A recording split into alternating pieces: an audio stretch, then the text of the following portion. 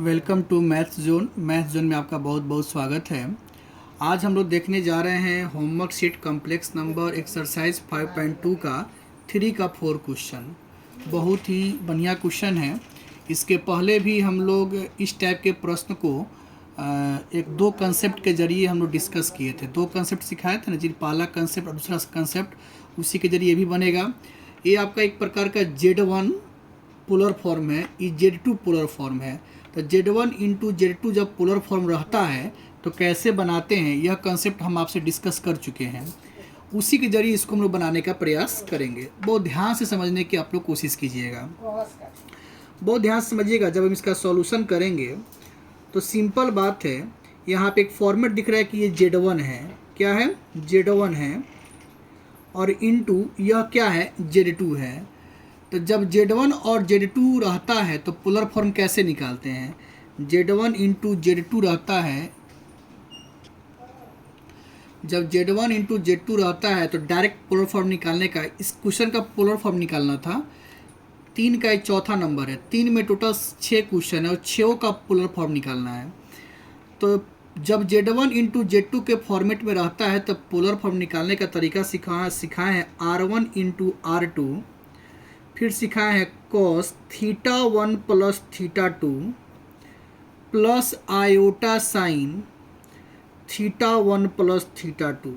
यही सिखाए हैं जी, हम आप लोगों को सिखाए हैं कि नहीं सिखाए हैं। चलिए, तो अब जब यहाँ से हम Z बराबर निकालेंगे, Z1 इंटू Z2 बराबर, तो R1 इंटू R2, R1 आपका यह है, R2 आपका यह है, 4 में 6 से गुना करेंगे तो 24 बन जाएगा। ठीक है, cos θ1 प्लस θ2, तो θ1 0 है, θ2 225 है, तो 0 प्लस 225 हो गया, प्लस आयोटा साइन θ1 प्लस θ2, तो 0 प्लस 225 हो गया।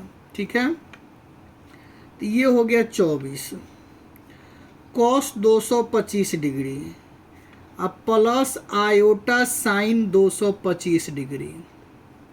ठीक है, एक बात याद रखिएगा, जब भी यहाँ पर एंगल अगर 180 से ऊपर रहे तो इसको चेंज कर देना है।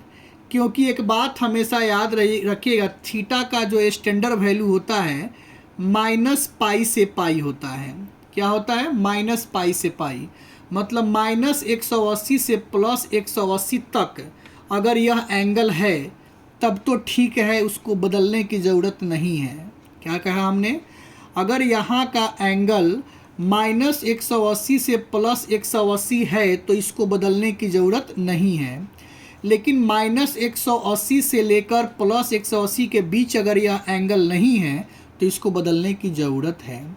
225 है, तो ये -180 से +180 के बीच नहीं है, उससे ज़्यादा है, तो इसको हम लोग चेंज कर लेंगे। चेंज कैसे करते हैं ज़रा ध्यान दीजिएगा। इसको लिख सकते हैं cos 180 प्लस 45 लिख सकते हैं, अब प्लस आयोटा साइन, इसको लिख सकते हैं 180 प्लस 45। ठीक है, तो 24।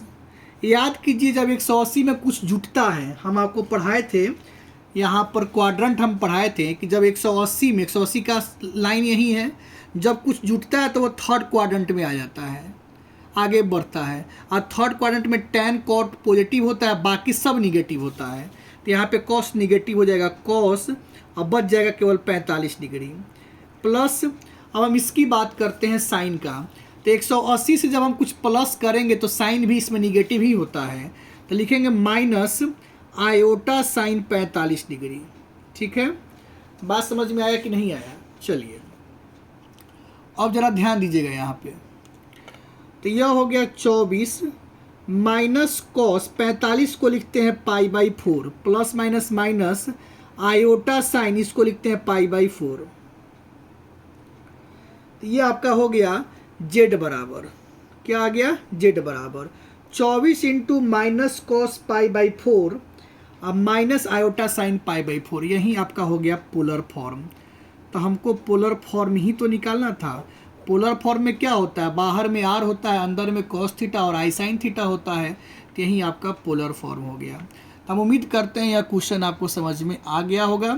हमेशा एक बात याद रखिएगा, अगर यहाँ का एंगल अगर -180 से +180 के बीच है तो ठीक है, ज्यों का त्यों लिखेंगे। अगर नहीं है तब इसको चेंज करने का कोशिश करेंगे हम लोग। चेंज हम ऐसे कर दिए हैं। क्लियर?